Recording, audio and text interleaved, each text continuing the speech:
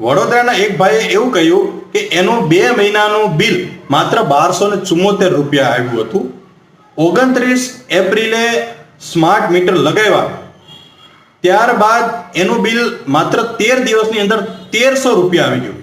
તો આવું કઈ રીતે પોસિબલ છે? જ્યારે અગાઉ 2 મહિનાનું બિલ માત્ર 1274 રૂપિયા હોય ત્યારે માત્ર 13 દિવસની અંદર 1300 રૂપિયાનો વપરાશ એ કઈ રીતે કરી શકે? હું એને 10, 12, 15 એસી લગાડી દીધા કે 20, 25 ફ્રીજ કે પંખા મૂકી દીધા. એટલે આ એક બહુ અગત્યનો મુદ્દો છે. 7મો મુદ્દો અને ફાઇનલ મુદ્દો.